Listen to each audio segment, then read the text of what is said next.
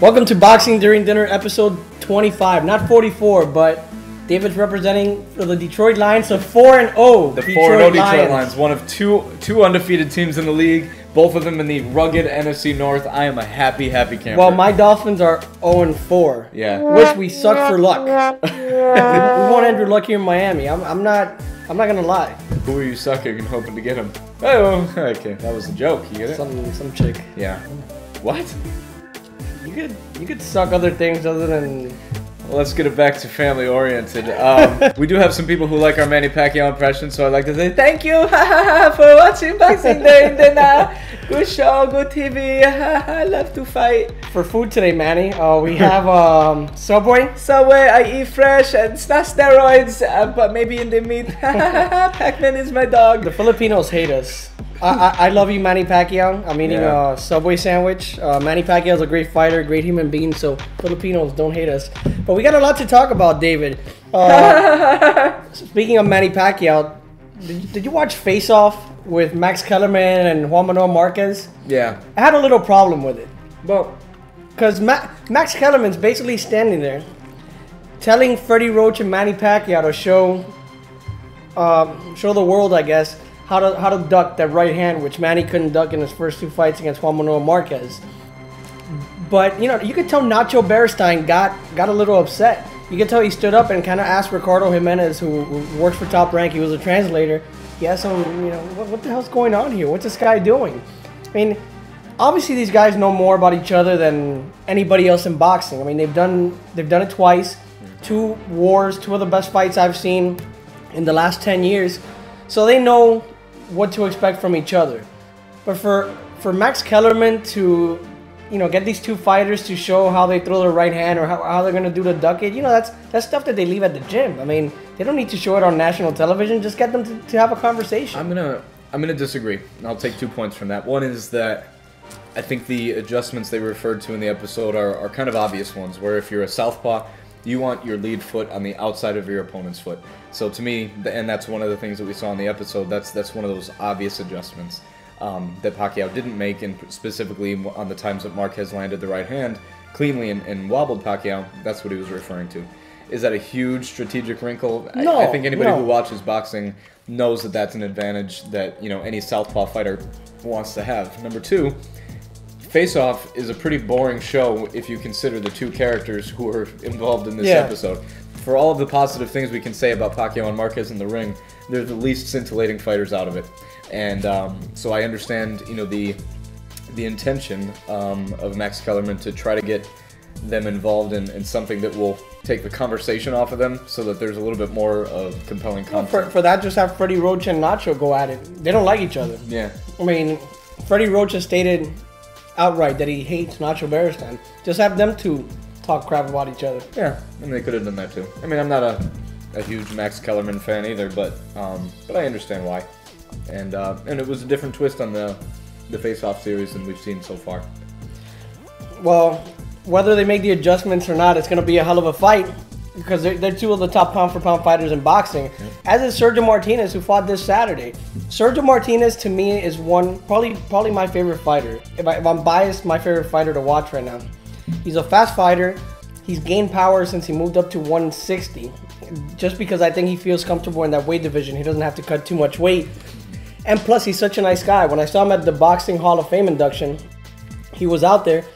He was surrounded by fans asking for autographs and pictures. He did not leave until he signed every single autograph and took every single picture. Not every guy does that. Plus, he's a hell of a fighter, as he proved against Darren Barker. Right.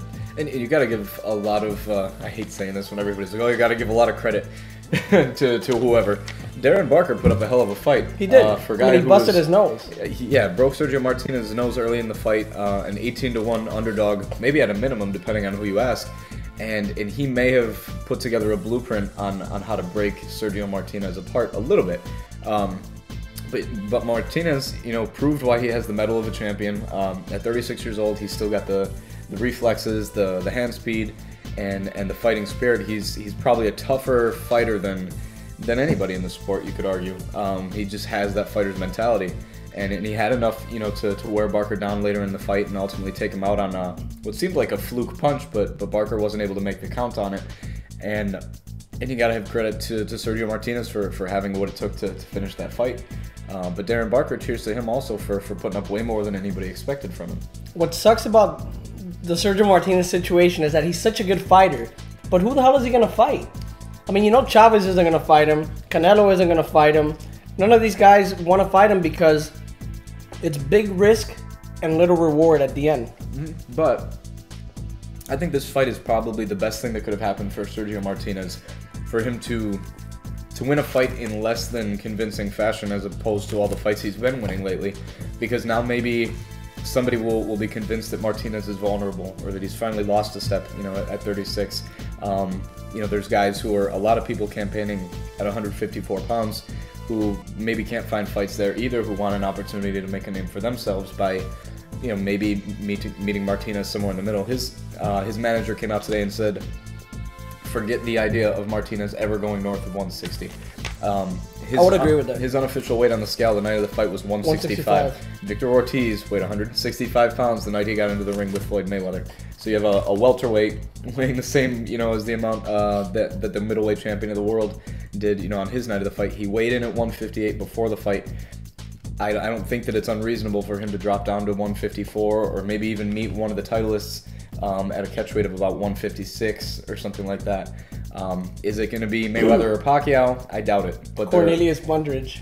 Canine Bundridge. But no, there's fighters like Arslan De Lara who might make a compelling case there. Maybe, yeah. I mean, if anybody deserves a fight, it is Lara. Yeah. And with all due respect to Emmanuel Stewart, I do not want to see Andy Lee and Sergio Martinez. That's one fight I could live without. I mean, Andy Lee's done well. I'm not taking anything away from the kid, but I don't really think he has a shot to beat Sergio Martinez. I don't know. Of course, styles make fights, but I was really impressed with Andy Lee. He has the range. He's a slick boxer, probably an underrated boxer. He doesn't have the same relentless approach that a guy like Sergio Martinez has, but he might have the tools to keep him at bay if he uses his jab as effectively as he did against Brian Vera. You just feel bad for Sergio Martinez, though, who's a guy, one of the good guys, one of the few, it seems, who's done everything he can to make his case to be one of the best in the world. There's just an unavailability of fighters for starters, to make him any money or to even raise his profile, because there's hardly any names, in or around his division that are compelling cases for him to fight. A lot of other fights happened this weekend. Toshioki Nishioka defended his title against Rafael Marquez. Rafael, it's probably time to hang him up. I mean, he fought all 12 rounds, but, at this point in his career, should probably hang him up. And also, Juan Manuel Lopez fought in Puerto Rico, his first fight since losing to Salido. He won by knockout against Mike Oliver. Do you think Juan Manuel Lopez has what it takes to become a champion once again? Not at 126. That's not to say he can't beat one of the lower contenders there, but I think Lopez's body is not cut for that division. I think he could still retain some power by moving up to 130. I think him and Gamboa are probably going to go up around the same time. I still don't think Lopez is in Gamboa's league.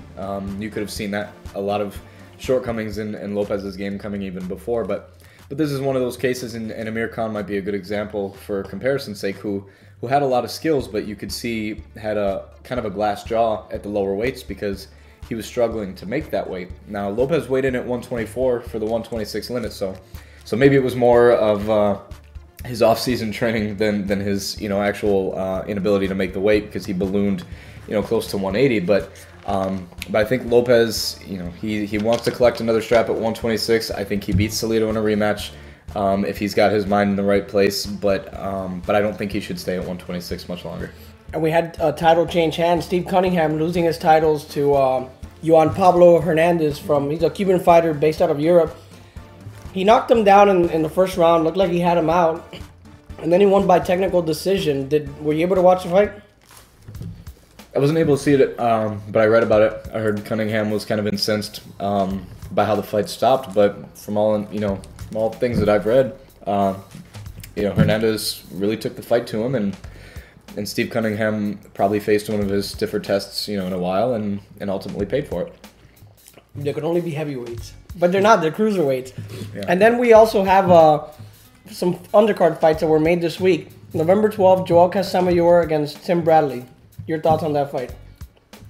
This is exactly what Top Rank wanted to do, was to showcase Tim Bradley on a high-profile Top Rank card against a named opponent who he would probably look good at, good against. But Casamayor's shown his ability to show up and shine the light as a youthful guy. I don't know what I'm saying. He's shown to look a little bit younger than he actually is on a few occasions. I just don't think Tim Bradley's the guy he's going to show up against. I think Bradley's got just a work rate that overwhelms so many people. It's not his speed or his power really. It's just his work rate. Yeah, for Casamayor, who just turned 40, at least listed age of 40. He's been in so many wars and fought for such a long time. It's going to be really tough for him for me to even envision him being very competitive against Tim Bradley. But you know what? We'll get Joel Casamayor on soon, and he could talk to you about that fight. But the one that was made that I'm really looking forward to is Wolak and Delvin Rodriguez. Yeah. The second fight. They talked about putting him in against other guys. Why even bother? That fight was so great. It's what makes boxing great. It's what makes people watch boxing. Yeah. I mean, they made a Mickey Ward movie because he fought like that every single fight. So, of course, everybody wants to see Wolak and Rodriguez. Yeah, and for clarification's sake, this fight was announced for the undercard of Cotto Margarito. December 3rd. The 2nd, I think. Second. No, the 3rd. It's the 3rd. The 2nd is Boxeo Telemundo. That's right. I'm flying there on December 2nd. An awesome fight. ESPN who's put on some of the best fights this year. Was smart enough to take that one. These guys are going to make much better money. They're going to be on a highly publicized pay-per-view card, and good for them. These are two guys who put everything in the ring the first time around. There's no reason to think they're not going to do it again the second time. Also signed in the past week was Mike Jones versus Sebastian Lujic, and then there's also Brandon Rios' fight against an unnamed opponent for now. With Cotto and Margarito headlining it, that card could be one of the best before the main event even begins. It could be, and I expect the main event to be a war just because of the stage of the careers that these two guys are in, and their extracurricular activities, from what I've heard from my sources. Oh, extracurricular activities. Yeah, they both like the sauce. The sauce. Yeah, so they say. But apparently, there are pictures of Margarito swirling around already, who looks ripped and ready. But is that an indication that he's fight ready? Well, he was ripped and shredded against Manny Pacquiao and had his face torn apart. And against Shane Mosley. Yeah, and against Mosley. So no one's ever argued that Margarito was not in fighting shape or that he was never disciplined enough to stay in shape. It's just with the type of beatings that Margarito's taken over his past 4 fights, what does he have left? Same with Cotto. Who's come out on the winning end of some of his battles, but he fought a pretty hard fight against Ricardo Mayorga as well, and how much is really left for either of those guys. But given their history, given the intensity of the script that kind of builds this fight, based on the hand wrapping scandal and Cotto, who's usually cool as a pillow. Cool as a pillow? We'll say the other side of the pillow. What's the other side of the pillow? Yeah, there you go. Who's actually been, Margarito's managed to get a rise out of him in an anger, type of reaction, which is unusual for him. This is going to be an exciting fight, I think, even if it's only a portion of what they could have delivered the first time. It should be. And speaking of exciting situations, next Saturday, we're going to record Boxing During Dinner from another location. We've been teasing them on this. Now it's time to really tell them where we're going. No, not yet. Let's surprise them. Oh, yeah? Let's surprise them that day. All right. So for the next 2 weeks, Boxing During Dinner will be out of our official studio here for an on-site for our 26th episode. Next week will be fun. Yeah. It will be different. We'll hear from many people. You'll probably get to see our cameraman. Yeah. In the flesh. Handsome guy, too. Handsome. We'll get to see what he looks like. And there'll be images of a certain event that's going on even after we finish recording. And it's not a fight. It'll be tied in there. It only turns into a fight after years and years. It could be a fight. It could turn into a fight. 2 other things before we get out of here. Recently, or about to be signed, Saul Canelo Alvarez is going to be fighting Kermit Cintron in November, is the rumor, which could have been an interesting fight 6 months ago. Now we feel like the script's already written on that. Or like 6 years ago. Or 6 years ago. Yeah, when Canelo was 12. And the other fight I forgot. I'd rather see Canelo against Kermit the Frog. Kermit the Frog. Oh, I know. I was going to say James Kirkland and Alfredo Angulo, November 5th in Guadalajara, Mexico. That should be a war for as long as it lasts. Yeah. 2 rounds, Angulo wins. The only thing that could make that fight better is if they handed them both weapons. See, but there's a problem with this is the problem with boxing sometimes, especially these fighters that they protect. Yeah. Canelo should be fighting Angulo. Yes. Kirkland could fight Cintron. A crossroads fight. Well, think about this. Kermit Cintron looks terrible in his last 2 fights, loses convincingly to Carlos Molina. Molina can't find a fight. Cintron's fighting for the world middleweight Carlos title. Molina, who, like I said here on Boxing During Dinner, would win that fight easy. Yeah, and he did. I know. I'll give you that. I wanted to fight for a title. Yeah. Where's his title shot? Where's Laura's title shot? Nowhere. Neither of those guys. And Kermit Cintron. Cornelius, step up, brother. K9. I actually like him. He's been a good champion so far. Yeah, K9. We'd love to have you on. Exactly. So catch us next week on Boxing During Dinner. It might be up Sunday or Monday. It depends how much our cameraman has to drink. So at this event. Yeah. And our website will be up soon. We might have to break a few legs, but it'll be up soon. Yeah. Violence is now stage 5. And reach us at here, Facebook, Twitter, Gmail, space, airmail. And if you guys watch this, and you're in Miami, and you know a girl that wants to model for our show. Yeah. Or a girl who models and makes dinner. Exactly. They could email us boxingduringdinner@gmail.com.